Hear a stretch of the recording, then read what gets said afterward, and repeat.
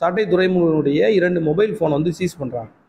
அப்புறம் சீஸ் பண்ண பின்னாடி நம்ம 14ஆம் தேதி என்ன பண்ணுறாங்கன்னா, திருச்சி சூர்யான்றவர் வந்து என்ன பண்ணுறாருன்னா, அவருடைய எக்ஸ் தளத்தில் வந்து சில சாட்டை துரைமுருகன் அவருடைய சில ஆடியோக்களை வந்து ரிலீஸ் பண்ணுறாரு.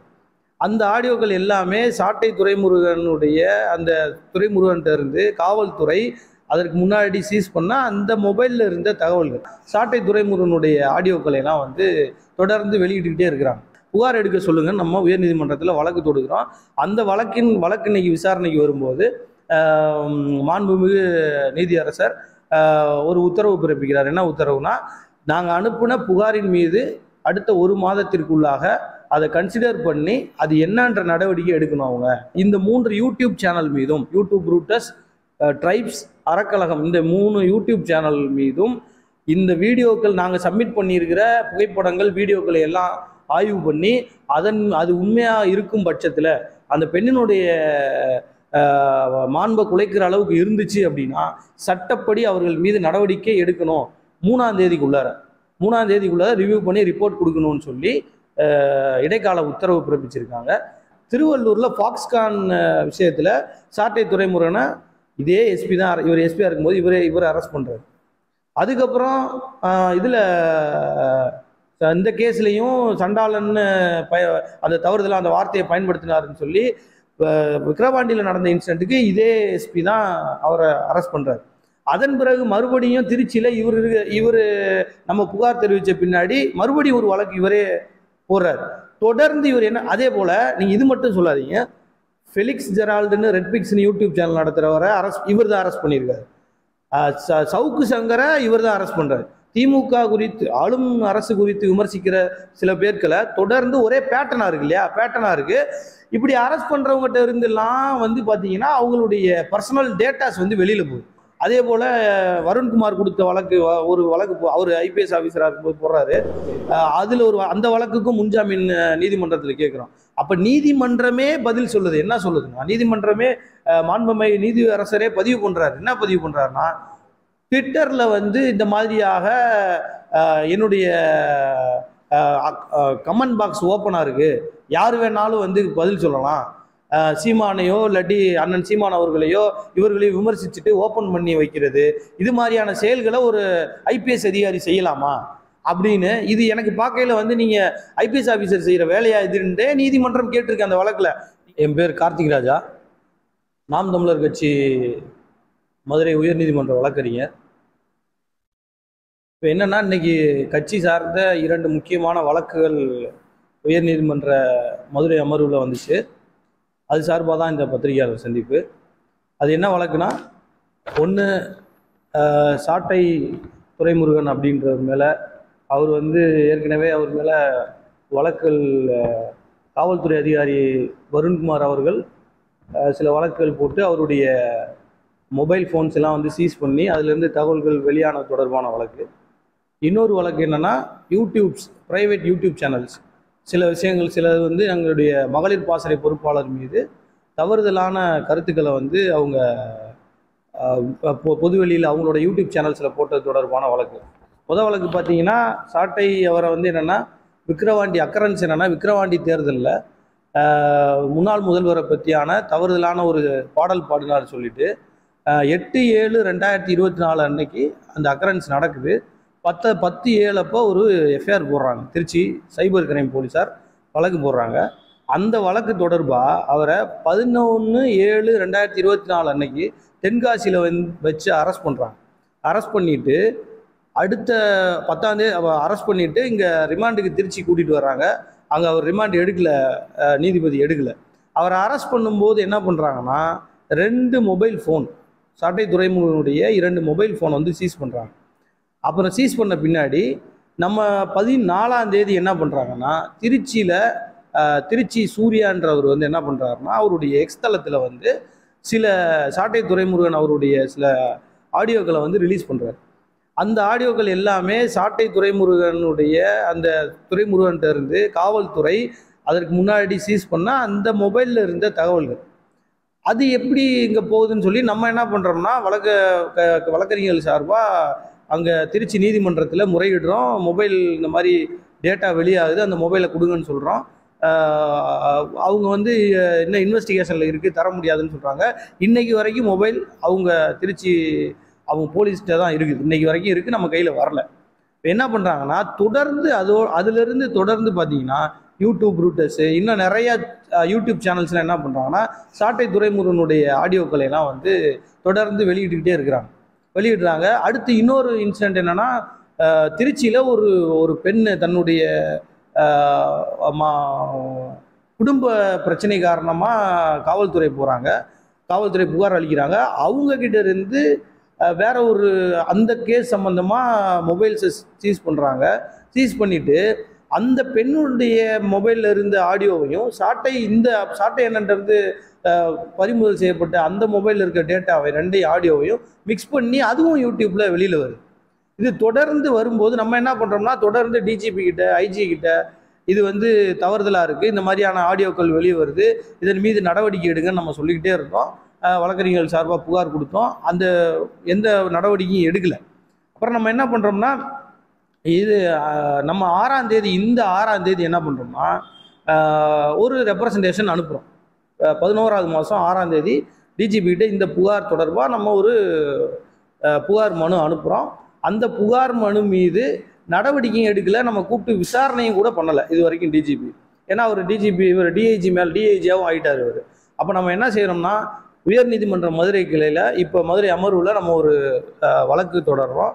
நம்ம அனுப்புன அந்த புகாரின் மீது, அது என்ன புகார்னா சாட்டை துரைமுருகனுடைய மொபைலையும் அதுக்கப்புறம் பல பேருடைய மொபைலையும் சீஸ் பண்ணி வழக்கு தொடர்பாக சீஸ் பண்ணி அதில் இருந்த ஆடியோஸ் எல்லாம் எடுத்து சட்டத்துக்கு புறமான வழியில் வெளியிடுறாங்க. அதுக்கு நீங்கள் நடவடிக்கை எடுக்காமல் நம்ம கொடுத்த புகாரின் மீது அப்படியே வச்சுருக்காங்க, புகார் எடுக்க சொல்லுங்கன்னு நம்ம உயர்நீதிமன்றத்தில் வழக்கு தொடுக்கிறோம். அந்த வழக்கு இன்னைக்கு விசாரணைக்கு வரும்போது மாண்புமிகு நீதியரசர் ஒரு உத்தரவு பிறப்பிக்கிறார். என்ன உத்தரவுனா, நாங்கள் அனுப்பின புகாரின் மீது அடுத்த 1 மாதத்திற்குள்ளாக அதை கன்சிடர் பண்ணி அது என்னன்ற நடவடிக்கை எடுக்கணும். அவங்க அந்த புகாரின் மீதான ஒன்று நீங்கள் அந்த புகாரை அக்செப்ட் பண்ணுங்கள், இல்லைன்னா புகாரை ரிஜெக்ட் பண்ணுங்கள், ஆனால் நடவடிக்கை எடுக்காமல் எப்படி வச்சுருப்பீங்க அப்படின்னு சொல்லி அரசு தரப்பு வாதங்களை மறுத்து, அரசு தரப்பு என்ன சொல்கிறாங்கன்னா இல்லை இது வந்து இது மாதிரியான புகார்கள் அழிச்சிக்கிட்டே இருப்பாங்க இவங்க, இதில் வந்து எந்த ஒரு முகாந்திரமும் இல்லைன்னு சொன்னாங்க. அதை வந்து அரசு தரப்பு வாதத்தை நீதிபதி ஏற்றுக்காமல் வித்தின் 1 மந்த் நீங்கள் இந்த புகாரின் மீது நடவடிக்கை எடுத்து என்னன்னு சொல்லுங்கள், அதில் அந்த புகாரில் அவங்களுக்கு திருப்தி இல்லைன்னா அவங்க அடுத்துக்கு மேல் என்ன போகணுமோ சட்டப்படி போகணுமோ போவாங்க அப்படின்னு சொல்லி இன்னைக்கு வந்து ஒரு உத்தரவு பிறப்பிச்சிருக்காரு.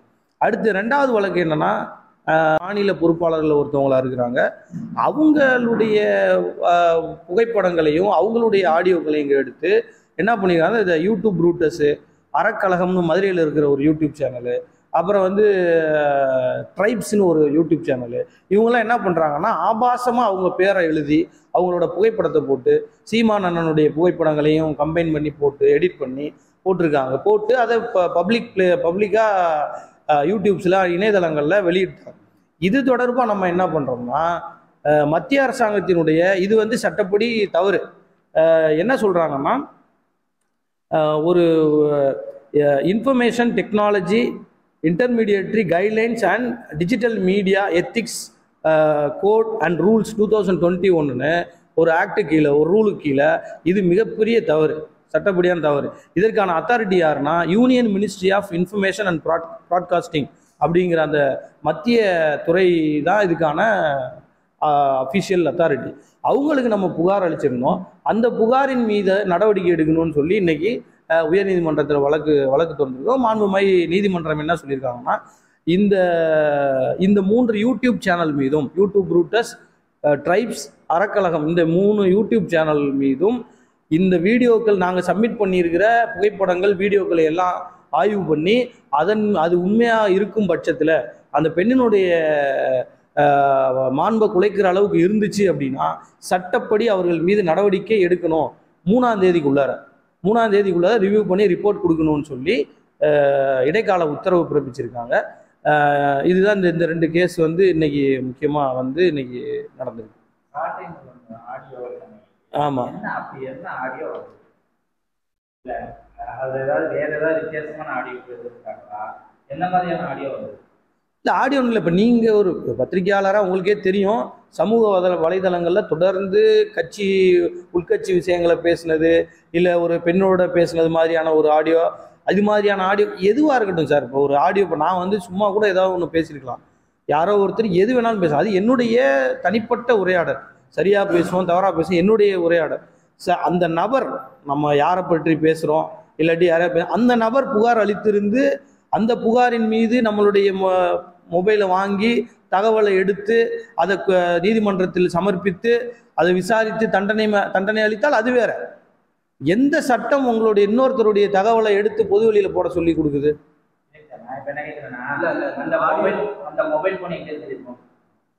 இதுவரைக்கும் காவல்துறையுடைய இதுதான் இருக்கு. காவல்துறையில இருக்கிற செல்போன்ல உள்ள ஆடியோ எப்படி வெளியே வந்தது அப்படின்னு சந்தேகம் வருது. ஆமா, சந்தேகம் வருது. இதுல என்னன்னா, சந்தேகம் வந்து வெறுமனே ஏன் வந்துச்சுன்னு இல்லை, தொடர்ச்சியா வருது. இப்ப பாருங்க, திருவள்ளூர்ல ஃபாக்ஸ்கான் விஷயத்துல சாட்டை துரைமுருகனை இதே எஸ்பி தான், இவர் எஸ்பியா இருக்கும்போது இவர் அரெஸ்ட் பண்றாரு. அதுக்கப்புறம் இதுல இந்த கேஸ்லையும் சண்டாளன்னு அந்த தவறுதலாக அந்த வார்த்தையை பயன்படுத்தினாருன்னு சொல்லி விக்கிரவாண்டியில் நடந்த இன்சிடென்ட்டுக்கு இதே எஸ்பி தான் அவரை அரெஸ்ட் பண்றாரு. அதன் பிறகு மறுபடியும் திருச்சியில் இவர் நம்ம புகார் தெரிவித்த பின்னாடி மறுபடியும் ஒரு வழக்கு இவரே போடுறாரு. தொடர்ந்து இவர் என்ன, அதே போல் நீங்கள் இது மட்டும் சொல்லாதீங்க, ஃபெலிக்ஸ் ஜெரால்டுன்னு ரெட்பிக்ஸ்னு யூடியூப் சேனல் நடத்துகிறவரை இவர் தான் அரெஸ்ட் பண்ணியிருக்காரு.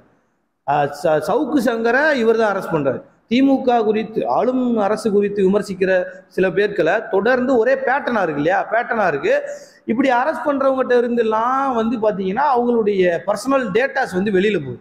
அப்போ நீங்கள் என்ன பண்ணணும், நம்மளுக்கு இயல்பாகவே வந்து அந்த சந்தேகம் வரதானே செய்யும். இவங்ககிட்ட இருந்தால் போகுது, நம்ம இவங்ககிட்ட தான் மொபைலை கொடுக்குறோம், அந்த மொபைலில் இருக்கிற டேட்டா வெளில போகுது. இப்போ ஒன்றும் இல்லை, இவர்கள் எடுக்கலைன்னா எங்கள் புகாரின் மீது விசாரணையை ஆரம்பித்து உங்களுடைய மொபைல்ல இருந்து டேட்டா இவர்கள் எடுத்து வெளியிடலை, நீங்கள் யாரோ ஒருத்தர் வெளியிட்டிருக்காங்க, அவங்க யார், இவர் தான் இவர் தான் வெளியிட்டிருக்காருன்னு சொல்லிட்டு போகலாம்ல. அவங்க விசாரணை நடத்த சொல்லி தானே நம்ம கேட்குறோம்.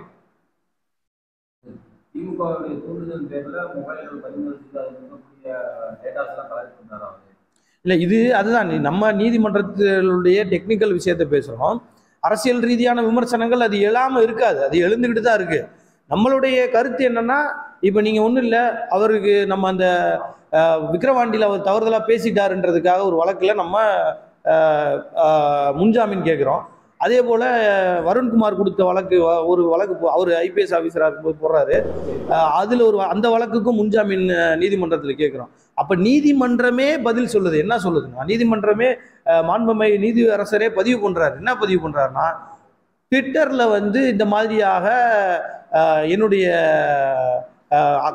கமெண்ட் பாக்ஸ் ஓப்பனாக இருக்குது, யார் வேணாலும் வந்து பதில் சொல்லலாம், சீமானையோ இல்லாட்டி அண்ணன் சீமான் அவர்களையோ இவர்களையும் விமர்சிச்சுட்டு ஓப்பன் பண்ணி வைக்கிறது, இது மாதிரியான செயல்களை ஒரு ஐபிஎஸ் அதிகாரி செய்யலாமா அப்படின்னு இது எனக்கு பார்க்கையில் வந்து நீங்கள் ஐபிஎஸ் ஆஃபீஸர் செய்கிற வேலையா இதுன்றே நீதிமன்றம் கேட்டிருக்கு. அந்த வழக்கில் நீங்கள் ஆன்லைனில் ஆர்டர் காப்பி இருக்குது, நீங்கள் கூட எடுத்து பார்த்துக்கலாம் அந்த ஆர்டர் காப்பியில். அப்போது தொடர்ந்து இது போன்ற உங்களுடைய வேலைக்கு புறம்பான செயல்களை நீங்கள் செய்யும்போது இயல்பாகவே அந்த குற்றச்சாட்டு பொது தளத்தில், அரசியல் தளத்தில் வரத்தானே செய்யும். டிஜிபிட்ட கொடுத்துருக்கோம், ஹோம் அஃபேர்ஸ்கிட்ட கொடுத்துருக்கோம், பிஎம்ஓ ஆஃபீஸில் கொடுத்துருக்கோம், சீஃப் செக்ரட்டரிகிட்ட கொடுத்துருக்கோம், போலீஸ் கம்ப்ளைண்ட்ஸ் அத்தாரிட்டின்னு ஒன்று தமிழ்நாட்டில் இருக்குது. 2022 ஆக்ட் படி போலீஸ் கம்ப்ளைண்ட்ஸ் அத்தாரிட்டின்னு ஒரு அத்தாரிட்டி இருக்காங்க. போலீஸோட அட்ராசிட்டிஸ் எல்லாம் வந்து அவங்க விசாரித்து அவங்க மேலே தண்டனை கொடுக்கணுன்ற அத்தாரிட்டி இருக்குது. அவங்கக்கிட்ட நம்ம புகார் கொடுத்துருக்குறோம். தொடர்ந்து அதே போல் கண்ணன் திருப்பதி எங்கள் கட்சிக்காரங்களை திருச்சியில் அரெஸ்ட் பண்ணி அடித்து துன்புறுத்தி எல்லாம் பண்ணியிருக்காரு. அது தொடர்பாக அரசாங்கத்திட்ட, ஹியூமன் ரைட்ஸ் கமிஷன் எல்லாத்துலேயுமே புகார் கொடுத்துருக்கோம். எல்லா இடங்கள்லையுமே தொடர்ந்து புகார் கொடுத்துட்டே இருக்கிறோம். ஆனால் அதன் மீதான நடவடிக்கைகள் வந்து தாமதமாகுது. இந்த வழக்கில் நம்ம உயர்நீதிமன்றத்தில் இப்போ ஒரு ஆணை பெற்றிருக்கிறது. ஒரு மாதத்துக்குள்ளார இதில் என்ன நடவடிக்கை எடுக்கிறாங்கன்னு பார்க்கணும். அதுக்கப்புறம் அதன் மீதான நடவடிக்கை என்னன்றது அடுத்த மேல் நடவடிக்கையை செய்யணும்.